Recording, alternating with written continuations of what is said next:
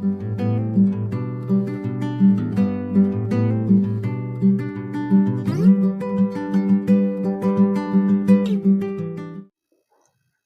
यीशु मसीह के मधुर नाम से सबको जय मसीह की। और आज प्रभु की हजूरी में परमेश्वर का वचन को लेकर आने में प्रभु मदद की है, इसलिए प्रभु को धन्यवाद करते हैं। हम आज से लेकर प्रकाशित वाक्य से पढ़ने के लिए चाहते हैं। प्रकाशित वाक्य और दानियल का किताब दोनों साथ साथ देखा जाएंगे। और प्रकाशित वाक्य बहुत निकालने में बहुत आसान है, क्योंकि बाकी बाइबल के किताबों को, आयतों को जब बोलते हैं तब ढूंढना मुश्किल हो जाते हैं, परंतु प्रकाशित वाक्य सबसे आखिरी में होने की वजह से हम जल्दी सबको ढूंढ पाते हैं। और ये प्रकाशित वाक्य लिखा हुआ यूहन्ना है, मगर ये यीशु मसीह का प्रकाश है। इसका इंट्रोडक्शन में ज़्यादा समय में नहीं बिताने के लिए चाहते हैं। कलीसिया बड़ी कष्ट में, संकट में से जा रहे थे। परमेश्वर का दास यूहन्ना भी उसी सताव के बीच में, क्लेश के बीच में से निकल रहे थे। कलीसिया इसी कष्ट में जाते समय यूहन्ना को बहुत सारे सताव किया। उसका बाद में पतमस नामक टापू में भेजा गया और अकेला में था। परेशानी उनकी ज़िंदगी में दुख तो होगा जब एक व्यक्ति अकेला एक टापू के बीच में हो, कोई बोलने वाला नहीं, सहारा नहीं है। हम कभी कभी बहुत सारे लोगों का बीच में भी होते हैं, फिर भी हमें हमारा साथ, हम कभी कभी अकेलेपन महसूस करते हैं, तब कितना दुख हमारे ज़िंदगी में होते हैं। यहाँ पर प्रभु का दास यूहन्ना अकेलापन महसूस कर रहे होंगे, अकेले में हैं, अकेला में हैं। और उस समय परमेश्वर प्रभु यीशु का जो प्रकाश यीशु ने यूहन्ना को अपने स्वर्गदूतों के द्वारा दे दिया था कि ये शीघ्र होने वाली बातों को परमेश्वर प्रकट करने के लिए चाहते हैं। इसमें आने वाली बातों को बताया गया है।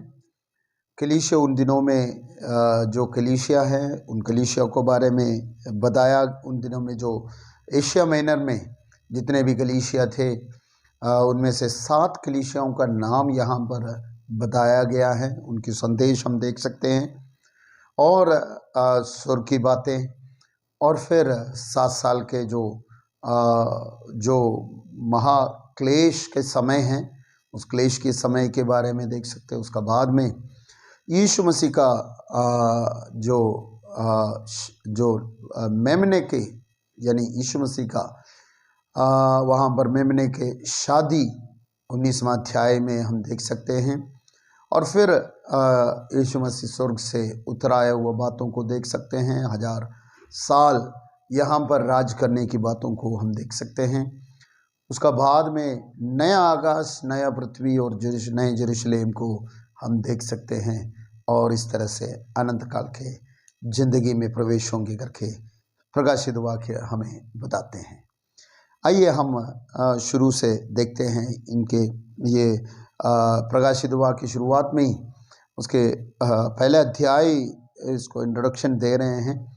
हम इसमें आयत बाय आयतों का अनुसार हम जाएंगे, और आशा करते हैं हम सब इसको पढ़ने से और इसमें मनन करने से आने वाले दिनों में और आज से लेकर परमेश्वर हमें आशीष देंगे, और परमेश्वर के उस पवित्र अध्याय में जीने में, प्रभु के आगमन के लिए तैयार रहने में प्रभु हम सबको मदद करेंगे। आइए प्रकाशित वाक्य पहले अध्याय और उसकी पहले आयत हम पढ़ेंगे। प्रकाशित वाक्य पहले अध्याय और उसकी पहली आयत। यीशु मसीह का प्रकाशित वाक्य जो उसे परमेश्वर ने इसलिए दिया कि अपने दासों को वह बातें जिनका शीघ्र होना अवश्य है दिखाए, और उसने अपने स्वर्गदूत को भेजकर उसके द्वारा अपने दास यूहन्ना को बताया। यहाँ पर ये बात किसका है, ये प्रकाशित किसका है और ये क्यों दिया है, इसका जवाब हमें देते हैं। यहाँ पर बताते हैं शुरुआत में यूहन्ना का प्रकाश नहीं है बल्कि यीशु मसीह का प्रकाश है, और ये परमेश्वर ने दिया है। और क्यों दिया है? क्योंकि अपने दासों को वे बातों को ये बातें जिनका शीघ्र होना अवश्य है वो दिखाए। देखो, परमेश्वर अपने दासों को शीघ्र होने वाली बातों को बताने के लिए चाहते हैं। हमारा परमेश्वर बातों को छुपाकर रखने वाला नहीं है। आने वाली बातों को परमेश्वर क्या करते हैं? बता कर देते हैं, हमें बता कर देते हैं। यहाँ पर यीशु मसीह का प्रकाश है, परमेश्वर इसलिए दिया है अपने दासों को ये बातों को जो शीघ्र होने वाला है, जल्दी होने वाला है, वो बातों को बताए। एक बात हमारे मन में शायद आ रहे होंगे कि शीघ्र होने वाला है करके बोलकर अभी ये लगभग 2000 साल हो गया। प्रकाशित वाक्य लिखा हुआ लगभग 2000 साल हो गया। 2000 साल शीघ्र नहीं है। इंसान के सोचने पर 2000 साल बहुत देर कर दिया है, परंतु परमेश्वर के नज़रों में ये शीघ्र नहीं है। और एक बात बता दिया तो मुझे और आपको पवित्रताई में और आगे लेकर और आपके हमारे आसपास के लोगों को प्रभु में ले आने का इंतजार में है। इसलिए आज तक ये बातों को पूरा नहीं किया गया है। तो हम सब पवित्रताई में प्रभु के सन्मुख में रहे और आसपास के लोगों को प्रभु के वचन सुनाए ताकि वो भी प्रभु में आए। इसलिए प्रभु इंतजार कर रहे हैं 2000 सालों से। यहाँ पर बता रहे हैं शीघ्र होने वाला है, और उसने अपने स्वर्गदूत को भेजकर उनके द्वारा अपने दास यूहन्ना को बताया। अपने दास यूहन्ना को बताया। अपने दास यूहन्ना, अभी देखो यूहन्ना, प्रेरित यूहन्ना अभी टापू में है, पतमस नामक टापू में है। ये टापू में रहते समय शायद सोच रहे होंगे कि मुझे सब लोग ने क्या किया है? छोड़ दिया, मुझे सारे लोग त्याग दिया, मैं अकेला हूँ। परंतु परमेश्वर दास के ऊपर ध्यान दे रहे हैं। अकेले लेके जाकर खास बात परमेश्वर बात करने के लिए चाहते हैं। बहुत से भीड़ के बीच में शायद हमारा पहचान का कोई बंदा मिल गया तो हम क्या करते हैं? उस भीड़ में से उनको बाहर ले जाके पूछते हैं क्या हाल है, कैसे हैं, काफ़ी देर हो गया मिले हुए। तो इसी तरह से मुझे जब ये पढ़ा है इस तरह से लगा कि परमेश्वर अपने दास यूहन्ना को जब उस भीड़ में से वो लोग सताव के बीच में से जा रहे थे, उस सताव के बीच में से यीशु मसीह परमेश्वर उनको क्या किया है? वहाँ से पतमस टापू में लेके जाकर खास बात बताने के लिए जा रहे हैं, अपने खास बात बताने के लिए जा रहे हैं। इस भीड़ में से निकाल कर अकेले में परमेश्वर बात कर रहे हैं। परमेश्वर अपने दास यूहन्ना के साथ बात कर रहे हैं। दूसरी आयत हम देखते हैं। जिसने परमेश्वर के वचन और यीशु मसीह की गवाही अर्थात जो कुछ उसने देखा था उनकी गवाही थी। ये यूहन्ना के बारे में बता रहे। दूसरी आयत यूहन्ना का बारे में बता रहे हैं। पढ़िए वो शब्द फिर से। जिसने परमेश्वर के वचन और यीशु मसीह के गवाही अर्थात जो कुछ उसने देखा था उसकी गवाही थी। यीशु मसीह का गवाही दिया हुआ व्यक्ति, और परमेश्वर का वचन और यीशु मसीह का गवाही दिया हुआ व्यक्ति है। यूहन्ना के बारे में यहाँ पर बता रहे हैं। यूहन्ना कौन है?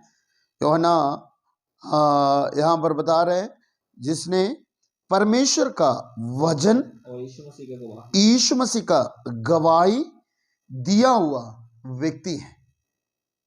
यूहन्ना के बारे में परिचित कर रहे हैं, एक इंट्रोडक्शन दे रहे हैं। यूहन्ना को बारे में परमेश्वर जब एक इंट्रोडक्शन देते समय बता रहे हैं जिसने परमेश्वर का वचन और यीशु मसीह के गवाही, हाँ, और देखा हुआ बातों को और यीशु मसीह का गवाही दिया हुआ व्यक्ति है। देखो ये यूहन्ना को, प्रेरित यूहन्ना को जब परमेश्वर अपनी तरफ से गवाही देते हैं तो ये गवाही दे रहे हैं कि वो परमेश्वर का वचन और यीशु मसीह का गवाही दिया हुआ व्यक्ति है और ये सारी बातों को देखा हुआ व्यक्ति है। इन सारी बातों को देखा हुआ व्यक्ति है, ये गवाही है। क्या हम यीशु मसीह का गवाह बना है? यीशु मसीह ने अपने चेलों को कहा कि तुम क्या करना है, जाके गवाह बने। गवाह बने, किस बात की गवाह बनना है? जो प्रभु यीशु ने किया है, इन बातों का गवाह बनना है। हमें गवाह बनाने के लिए परमेश्वर ने रखा है। गवाही, ये शब्द जो है, ये शब्द कोर्ट में यूज करते हैं। कोर्ट में एक इंसिडेंट हुआ तो उस दोनों व्यक्ति होंगे जो मुकदमा लड़ने वाला, मुकदमे में किया हुआ व्यक्ति, दोनों वहाँ पर होंगे और कोर्ट मांगते हैं गवाह। एक व्यक्ति बोलेंगे उसने मुझे मारा, दूसरा बोलेगा मैंने नहीं मारा। वो कभी नहीं बोलेंगे मैं मारा है, मैंने नहीं मारा करके बोलेंगे। तो जिसने मार खाया है वो बोलेंगे कि मेरे पास गवाह है। तो गवाह बहुत महत्वपूर्ण है। यहाँ पर यूहन्ना को क्या कहते हैं कि यूहन्ना एक गवाह है। किसका गवाह? यीशु मसीह का गवाह है। परमेश्वर ने इस जगत पे भेजा हुआ काम का, परमेश्वर ने इस जगत पे आकर किया हुआ काम का, तमाम काम का गवाह यूहन्ना है। एक गवाह बनकर सही तरह से आखिरी शब्द तक, आखिरी सांस तक रहा। उसकी वजह से उसने मार खाने पड़ा, बहुत से कष्ट के बीच में जाने पड़ा। और हम जो हिस्टोरिकल बुक्स पढ़ते तो वहाँ पर देख सकते हैं, उनको उबला हुआ तेल में भी डाला करके हम देख सकते हैं। वहाँ पर भी वो ना मरने की वजह से टापू में भेजा। क्यों? गवाह है। गवाह बदल के बोलो, ये यीशु मसीह का गवाही बनकर खड़ा था। इस गवाही में बदलावट करने के लिए बहुत सताव के बीच में से जाने पड़ा, फिर भी वो गवाही में कोई भी एक शब्द भी उसने गलत नहीं बोला। जो देखा परमेश्वर का वचन और जो देखा और यीशु मसीह का गवाही बनकर खड़े रहा। मेरे प्रियो, हम इसी तरह से अंत तक हमारा प्रभु यीशु का गवाह बनकर हमारा जिंदगी में किया हुआ बातों को, यीशु ने, परमेश्वर ने हमारी जिंदगी में किया हुआ बातों में एक गवाह बनकर खड़े रहने में प्रभु हम सबको मदद करे। अगले शब्द भी पढ़कर इस सेशन को हम खत्म करेंगे। धन्य है वह जो इस भविष्यवाणी के वचन को पढ़ता है और वे जो सुनते हैं और इसमें लिखी हुई बातों को मानते हैं, क्योंकि समय निकट है।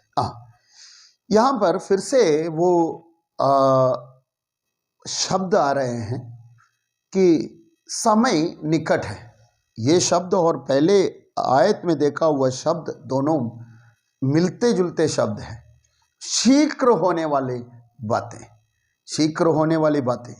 और यहाँ पर बता रहे हैं समय निकट है। शीघ्र होने वाली बातें और समय निकट है, ये दोनों शब्द हमें एक चेतावनी दे रहे हैं, हमारा पास ज़्यादा वक्त नहीं है, समय निकट है, शीघ्र होने वाली बातें। तो इधर जितने भी बातें अभी बोलने के लिए हैं, तो इन बातों को शीघ्र होने वाला है मगर समय निकट है, ये सारी शब्दों को हमारे सामने रखे हुए, तो कोई पीछे से कह रहे हैं कि जल्दी करो करके बोलकर कहीं समय निकल ना जाए, फुर्ती करो, ये शब्द हमें यहाँ से देख सकते हैं। इसमें एक आशीष का, तीसरे आयत में एक आशीष का वचन हम देख सकते हैं। आशीष का वचन ये है, धन्य है जो इस भविष्यवाणी के वचन को पढ़ते हैं और वे जो सुनते हैं, पढ़ने वाला धन्य है, सुनने वाला धन्य है, इसमें लिखी हुई बातों को मानते हैं। इसमें लिखी हुई बातों को मानने वाला भी धन्य है। हम इसको पढ़ेंगे तब भी धन्य होंगे और इसमें लिखी हुई बातों को मानेंगे तब भी क्या होगा, धन्य होंगे। ये एक बड़ी धन्य के विषय है। ब्लेस्ड, हम आशीष पाने वाला है।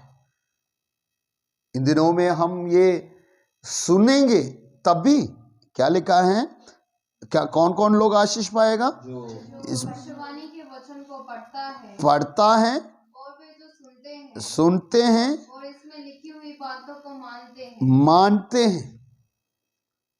सुनने पढ़ने वाला धन्य है। हम एक एक आयत लेकर पढ़ रहे हैं, धन्य होंगे। और सुनने वाला वो भी धन्य है और मानने वाला भी धन्य है। ओके, हम हमारे जिंदगी में एक धन्य अवस्था में परमेश्वर हमें लेके चलेगा। हम इस वचनों को जब पढ़ते हैं तब हम जरूर धन्य हो जाएंगे। एक और शब्द इसके साथ पढ़ने के लिए चाहते हैं, 22 अध्याय और उसका 7वां आयत हम पढ़ेंगे। देख मैं शीघ्र आने वाला हूँ, धन्य है वह जो इस पुस्तक की भविष्यवाणी की बातों मानते हैं। यहाँ पर जब ये खत्म होने वाला है तब भी यहाँ पर बता रहे हैं, धन्य है जो इस पुस्तक का भविष्यवाणी की बातों मानते हैं। मानने वाला धन्य है करके बताते हैं। धन्य का शब्दों को देखा गया तो बहुत बार हम यहाँ पर इस पुस्तक में धन्य के शब्द हम देख सकते हैं, परंतु यीशु के मुंह से ही ये शब्द बताया है कि धन्य है। प्रभु यीशु खुद कह रहे हैं, मैं शीघ्र आने वाला हूँ। यहाँ पर भी वो चेतावनी हमें दिखाई देते हैं।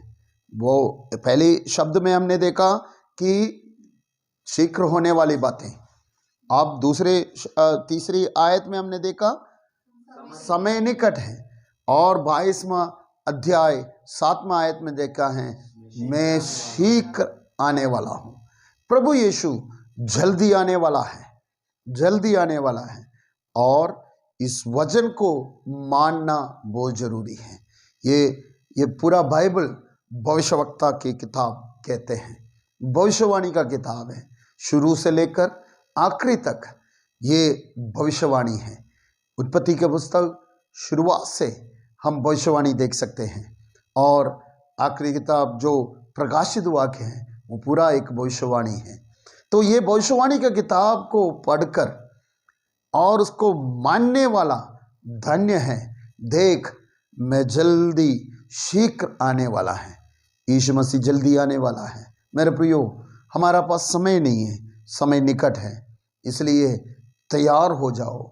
हम तैयार होने के लिए परमेश्वर का वचन कहते हैं, जल्दी आने वाला प्रभु यीशु के लिए हम तैयार रहें। वो जिस तरह से हमें तैयार करवाने चाहते हैं उस तरह से हम तैयार हो जाए। और एक लड़की शादी पर अपना वस्त्र पहन रहे थे, तो उनके माँ बाप बहुत गरीब लोग हैं, वो उसके शादी एक बहुत अच्छा सा पढ़े लिखे और होनहार लड़के के साथ शादी मंगनी हो गया।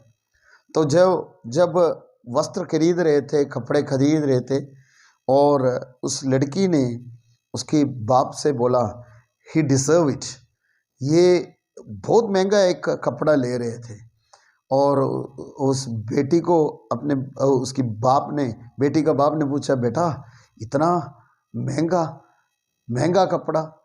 तो बेटी ने बाप को कहा, पापा ही डिजर्व इट, वो योग्य है, जिसके साथ मैं शादी करने के लिए जा रहा हूँ, ये कपड़ा उसके सामने पहनना उसके लिए योग्य है, इससे कम पहनेंगे तो हम उसको बेइज्जती करने की तरह हो जाएगा। मेरे प्रियो, हम किसके आगमन के लिए इंतजार कर रहे हैं? यीशु मसीह के आगमन के लिए इंतजार कर रहे हैं। किस तरह से हम इंतजार कर रहे हैं? हमारा इंतजारी किस तरह से है? क्या आप जो आने वाला है उसी का जो योग्य इंतजारी आप कर रहे हैं? हम काफ़ी मेहमान हमारा घर पे आते हैं, हर रोज आने वालों के लिए हम हाँ आओ करके बोलते हैं, मगर काफ़ी हमने बुलाकर काफ़ी देर का बाद में आने वालों के लिए हम बहुत सारे इंतजाम करते हैं। आज यीशु मसीह जल्दी आने वाला करके कह रहे हैं कि आप तैयार हैं? Are you ready? आप सही तरह से तैयार हुआ है? जिस तरह से वो योग्य हैं उसी योग्य तैयारी आपने किया है? अगर नहीं किया है तो आप तैयारी करें। एफेसियों का खत 4 अध्याय पहली आयत में संत पौलुस इस तरह से कहते हैं, आपको बुलाया हुआ उस बुलाहट के अनुसार योग्य चाल चलो। पढ़िए। इसलिए मैं जो प्रभु में बंदी हूँ तुमसे विनती करता हूँ कि जिस बुलाहट से तुम बुलाए गए थे, जिस बुलाहट से तुम्हें बुलाए गए हैं, उसके योग्य चाल चलो, उसके योग्य चाल चलो, उसका योग्य चाल चलो।